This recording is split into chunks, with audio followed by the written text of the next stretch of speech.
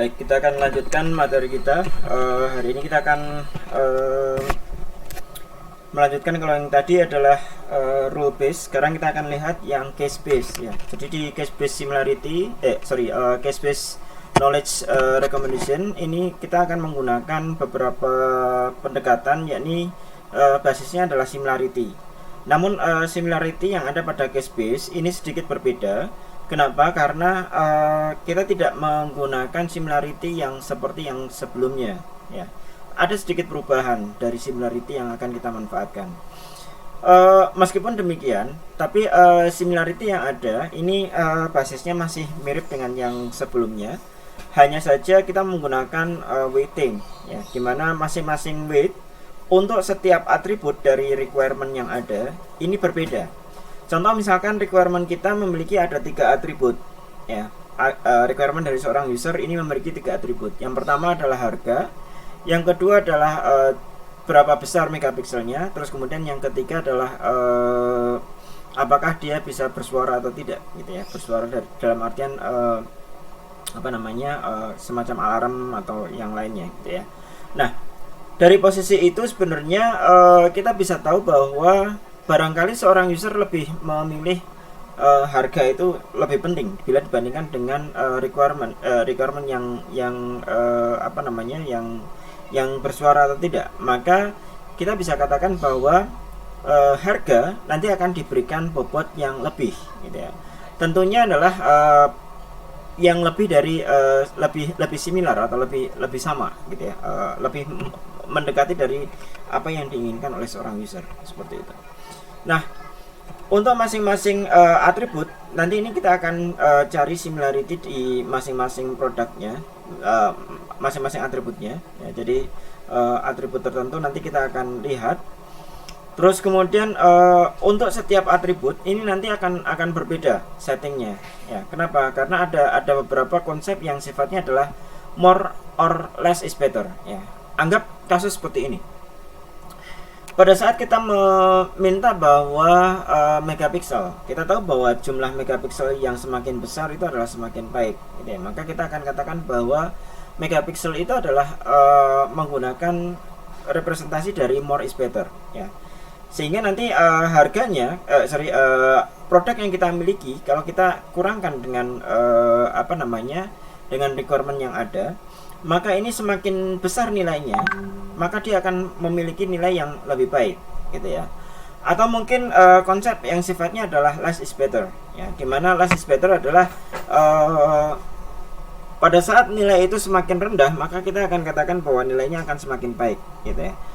Sebagai contoh misalkan antara harga dengan atribut harga gitu ya, atribut harga. Katakanlah harga produk yang dimiliki adalah nilainya adalah seorang user memberikan request maksimum harganya adalah katakanlah 1000, terus kemudian minimum harganya adalah 200 gitu. Maka semakin kecil dari maksimum harga ini sebenarnya semakin bagus gitu ya. Nilainya akan berangsur-angsur semakin bagus ke sana ya. Contoh misalkan nilai tadinya adalah 1000 dikurang dengan 100, span-nya semakin lebih besar gitu ya. Berbeda dengan kalau untuk yang more is better ya. Contoh misalkan yang megapiksel tadi, user menginformasikan bahwa minimum requirement-nya adalah 1 megapiksel, maksimum requirement-nya adalah 5 megapiksel gitu ya. Begitu ada nilai 10 di sana, maka nilainya akan semakin turun nantinya gitu. Nah, terus kemudian konsep yang lain adalah konsep yang sifatnya adalah berada di tengah-tengah ya. Contoh misalkan not too large or not too small gitu ya. Contoh misalkan di posisi monitor size. Kita tahu bahwa kalau seandainya user mengatakan saya pengen yang monitornya antara 2 inch gitu ya. Di posisi 2 inch, begitu diberikan yang 10 inch sepertinya terlalu besar. Tapi kalau diberikan yang posisinya berada di berada di 1,5 inch itu lumayan juga gitu ya. Atau kita berikan contoh yang lain, misalkan pada saat kita pergi ke domain pariwisata, di domain pariwisata lihat bahwa durasi perjalanan itu juga merupakan yang sifatnya adalah berada di tengah-tengah gitu ya. Kenapa? Karena semakin lama durasi wisata maka akan semakin menjadi pertimbangan seorang user. Kenapa? Karena bisa jadi hubungannya dengan cutinya semakin panjang, atau mungkin biaya yang dikeluarkan semakin besar gitu ya, atau mungkin semakin sedikit juga menjadi pertimbangan yang ekstra bagi seorang user. Saya pengennya wisatanya adalah 4 hari, begitu diberikan 1 hari, oh enggak, itu kurang, saya pengen yang wisatanya dalam 4 hari gitu ya. Itu akan menjadi permasalahan. Nah, kalau seandainya ada yang wisata sifatnya adalah 3 hari atau mungkin 5 hari, itu mungkin masih oke lah gitu ya. Jadi itu yang bentuk-bentuk dari similarity yang kita manfaatkan. Terus kemudian dari semua itu nanti kita akan hitung dan cari produk-produk mana yang sangat bersesuaian gitu ya. Oke. Nah, selain itu pada knowledge base ini ada beberapa permasalahan lain yang perlu kita tangani. Salah satunya adalah proposing default values. Jadi terkadang seorang user karena keterbatasan dia untuk mengungkapkan semacam technical details atau beberapa informasi-informasi tertentu, maka informasi yang dibutuhkan di sistem pemberi rekomendasi tidak keluar gitu ya. Contoh misalkan pada saat kita ngomong prosesor, saya pribadi mungkin sudah tidak terlalu update dengan hardware yang ada gitu ya, dan kita tidak, terkadang seorang user yang awam tidak mengetahui prosesor yang seperti apa yang benar-benar dibutuhkan oleh seorang user gitu ya. Atau mungkin wisata lah, katakanlah wisata juga kita bisa katakan bahwa tidak semua orang memahami destinasi dari wisata yang dia inginkan gitu sebenarnya. Contoh misalkan hotel, hotel. Terkadang ada orang yang tahu bahwa saya pengen yang hotel bintang 5 gitu. Tapi terkadang bagi seorang user yang baru pertama kali jalan-jalan, dia tidak mengetahui apa bedanya yang bintang 5 dan bintang 4 gitu ya. Apa bedanya dengan bintang 3 gitu. Apakah hanya harga saja atau dari sisi yang lain juga akan berpengaruh gitu ya. Dan kita juga terkadang tidak mengetahui apakah hotel itu meskipun sama-sama bintang 4 katakanlah berada di lokasi yang strategis atau tidak terlalu strategis. Seorang user tidak terlalu banyak tahu tentang hal itu. Maka dari itu kita bisa berikan terkadang default values-nya adalah values yang seperti apa. Nah, cara menentukan default values ini ada beberapa. Yang pertama adalah static default. Jadi kita tentukan dulu oleh si pembangun sistem pemberi rekomendasi, untuk yang usage katakanlah, maka default values-nya adalah large print. Begitu user mengisikan yang lain, katakanlah bukan large print, maka kita akan ganti. Untuk hotel kita akan set default values-nya adalah bintang 4 gitu ya, misalkan. Begitu user mengatakan saya nggak mau yang bintang 4, saya pengen yang bintang 5, maka kita akan ganti nilainya. Seperti itu. Terus kemudian yang berikutnya adalah dependent default. Jadi dependent default ini adalah kombinasi dari potensial customer yang ada. Contoh misalkan pada saat usage-nya di set untuk small print, maka kita bisa set maksimum price-nya adalah 300. Kenapa? Karena untuk yang nilainya adalah small print, mungkin kita lihat dari sisi database atau mungkin dari sisi yang lain tidak ada yang lebih besar dari 300. Maka kita akan tidak perlu bertanya tentang maksimum price-nya seperti itu. Terkadang kita tidak perlu menanyakan semuanya, hanya menanyakan sesuatu kita bisa drive berdasarkan knowledge yang ada. Terus kemudian yang lain lagi adalah drive default. Jadi di mana kita akan cari data-data yang ada berdasarkan interaction log ya. Jadi kita akan anggap juga bahwa dia adalah automated derivation gitu ya. Contoh misalkan kita punya ada log sebanyak 5 gitu ya, ada tabel 1 dari customer 1 sampai customer yang kelima. Terus kemudian pada saat user memasukkan price-nya adalah sekian, katakanlah 400, dan optical zoom-nya adalah 10, dan LCD-nya adalah 3, maka kita bisa cari. Kalau seandainya ada seorang user yang memasukkan price-nya adalah 400, di sini kita lihat bahwa kayaknya nggak mungkin untuk optical zoom ini bisa nilainya adalah 4, 5 atau lebih kecil dari 10. Di sini kita punya ada optical zoom-nya adalah 10 gitu. Jadi kita nggak perlu tanya lagi yang optical zoom. Kita bisa lanjut ke yang lain. Dan dengan konsep yang seperti ini juga akan mengurangi effort dari seorang user, seberapa banyak yang harus pertanyaan yang harus dia jawab gitu ya. Itu mungkin yang menjadi permasalahan di sini. Cara drive-nya bisa kita gunakan one nearest neighbor. Jadi untuk one nearest neighbor kita cari, kalau seandainya kita sudah punya ada beberapa atribut, kita set atribut yang lain kalau seandainya kita sudah bisa menentukan gitu ya. Contoh misalkan untuk LCD size, kalau seandainya seorang user sudah memasukkan price-nya adalah 400 dan optical zoom-nya adalah 10, maka kita bisa set, kita cari di antara semua ini yang paling dekat adalah customer 1 dengan request yang ada gitu. Maka LCD size-nya kita akan set dengan 3 gitu. Terus kemudian operate based on n nearest neighbor. Jadi untuk menentukan nearest neighbor dengan n, jadi ada beberapa. Contoh misalkan pada saat ditentukan price-nya adalah 400, maka kita tahu bahwa 400 itu mungkin bisa dari customer 1, customer 2 ataupun customer 4, atau mungkin juga customer 5. Kebetulan customer 5 dan customer 4 nilainya sama gitu ya. Nah, di posisi itu kita bisa cari bagaimana caranya untuk menentukan gitu ya optical zoom-nya.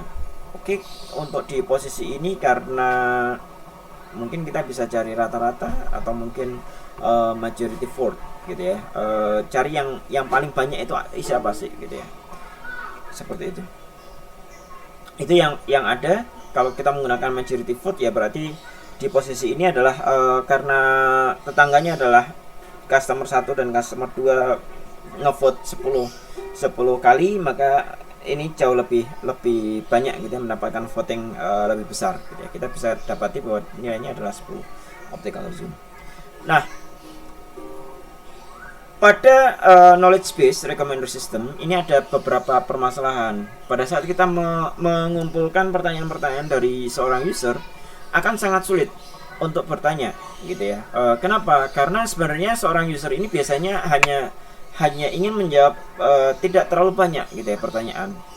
Katakanlah atribut kita punya banyak. Contoh misalkan komputer itu kan atributnya banyak. Contoh misalkan memori gitu ya, ada hard drive pun mungkin nanti teknologinya apa, terus kemudian berapa kapasitasnya gitu ya, terus kemudian mereknya yang mana. Seorang user terkadang tidak peduli dengan itu. Yang dia utamakan adalah saya pengen menyimpan yang dipergunakan untuk video gitu ya. Oke, dari situ nanti kita bisa gunakan role.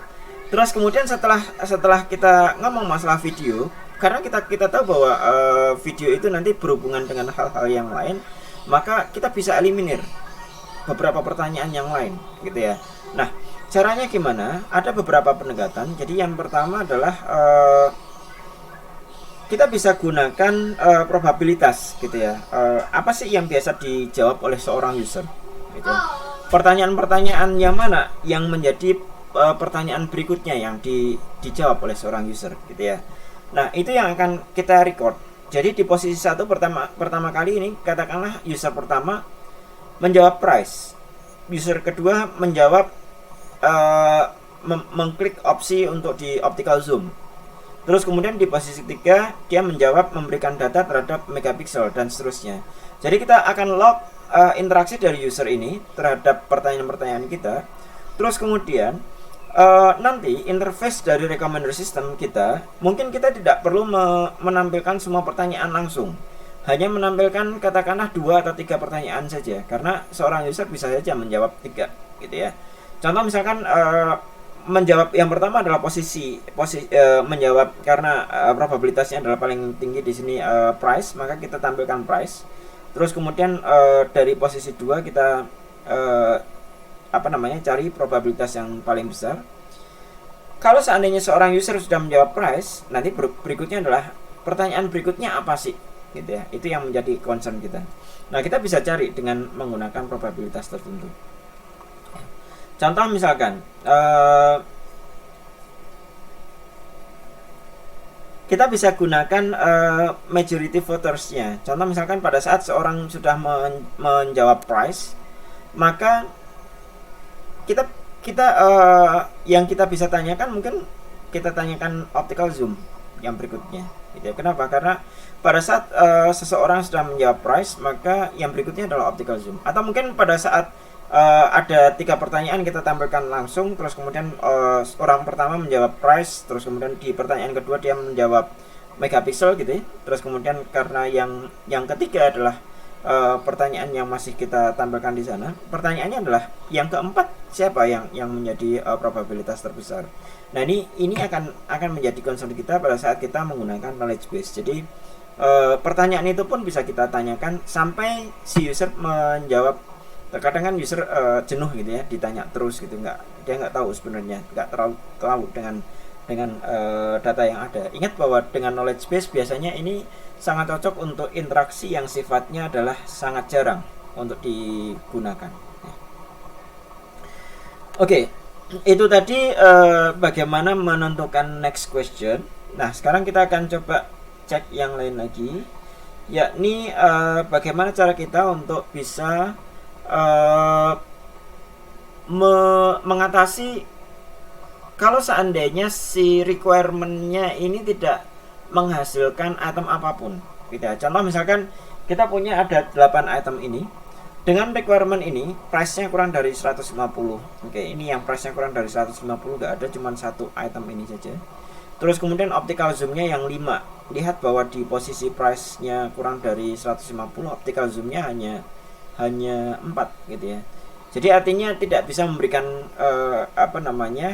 produk apapun yang ada di database kita. Mungkin kalau database yang banyak akan berbeda gitu ya. Tapi meskipun database kita banyak, terkadang juga yang kita kembalikan mungkin barangnya yang sudah tidak kita miliki gitu ya. Nah, itu pun menjadi permasalahan gitu ya. Artinya apa? Artinya adalah kita memberikan empty result gitu ya. Nah, untuk menangani hal ini, maka sebenarnya yang kita perlu lakukan adalah bagaimana cara kita untuk bisa meresolusi konflik gitu ya. Rule mana sih yang menyebabkan konflik? Nanti kita akan buang rule itu, sehingga nanti proses requirement-nya itu nanti akan berjalan smooth dan menghasilkan suatu hasil gitu ya. Kita akan berikan contoh di posisi ini. Kita menginginkan ada price rule yang pertama adalah price, rule yang kedua adalah optical zoom, rule yang ketiga adalah sound, rule yang keempat adalah waterproof gitu ya. Nah, di antara kesemua ini, kalau kita pasang-pasangkan antara rule 1 dengan rule yang lain, maka akan memiliki sesuatu yang dinamakan dengan conflict set gitu ya. Conflict set itu apa? Conflict set ini adalah kalau seandainya kita apply rule itu, terus kemudian kita cari terhadap item kita, maka kita tidak akan bisa mendapatkan rekomendasi gitu ya. Contoh misalkan kita punya conflict set 1 dan conflict set 2 dan juga conflict set 3, di mana R1 dan R2 ini kalau kita gabungkan tidak akan menghasilkan apapun. Contoh di conflict set yang kedua ini adalah antara R2 dan R4. R2-nya adalah optical zoom 5. Lihat di sini optical zoom 5 ada di P2. Terus kemudian waterproof-nya yes. Di sini waterproof-nya adalah no. Maka tidak akan menghasilkan satu produk apapun. Atau mungkin yang conflict set yang ketiga, R1 150, terus kemudian R3-nya adalah sound-nya adalah yes. Maka ini tidak akan menghasilkan apapun ya. Optical zoom 5 maka R1 dan R3 harganya kurang dari 150 dan soundnya adalah yes. Kita tidak bisa dapati itu. Maka kita harus bisa mengurangkan itu. Nah, caranya gimana? Caranya kita bisa gunakan BFS ya, breadth first gitu ya. Kita cari dengan cara kita expand semacam dengan tree search ya. Semacam tree search. Jadi di sini kita letakkan conflict set pertama. Terus kemudian dari conflict set pertama ini nanti kita akan coba terapkan terhadap conflict set yang kedua. Di conflict set yang pertama kita ambil R1-nya ya. Di config set config set yang kedua kita ambil R2-nya, maka kita akan dapati satu rule yang lain, yakni R1 dan R2 ini yang akan kita gunakan. Tapi kita tahu bahwa ini akan menghasilkan empty set, karena ini mirip dengan config set yang pertama, maka kita tidak akan gunakan ini. Terus kemudian R1 dan yang diambil adalah R4, R1 dan R4. Kita lihat di R1 adalah kurang dari 150, hanya ada satu. R4 nya adalah waterproof, adalah yes ya, maka kita akan ganti dan kita akan resolusi config set tersebut, sehingga kita akan punya oke, kita bisa ini nih, jalankan hanya yang R1 dan R4 saja ya. Terus kemudian kita gunakan untuk kombinasi yang lain. Jadi di posisi ini kita ambil R2 nya, terus kemudian R1 nya kita akan menghasilkan empty set. Mohon maaf, yang di sini sebenarnya adalah empty set. Terus kemudian kita jalankan untuk R2, kalau kita kombinasikan dengan R4 ini tidak akan menghasilkan empty set. Kita coba lihat ya, R2 dan R3, R2 dan R3. R2 nya adalah optical zoom 5, optical zoom 5 ada di sini. R2 dan R3, sound-nya adalah yes. Sound-nya adalah yes. Berarti kita bisa saja rekomendasikan P1 ataupun P2. Kenapa? Karena ini yang mendekati apa yang kita inginkan, gitu ya. Si user inginkan. Itu yang menjadi suatu sistem yang berada di suatu knowledge base recommender system. Semoga bisa difahami, dan mohon maaf kalau seandainya ada ketidakpuasan dalam proses penjelasannya. Mungkin bagi yang ingin membahas lebih lanjut, slide ini bisa didapatkan, dibangun dari referensi berikut ya. Jadi di topik knowledge based recommender system. Mungkin itu saja. Terima kasih. Assalamualaikum warahmatullahi wabarakatuh.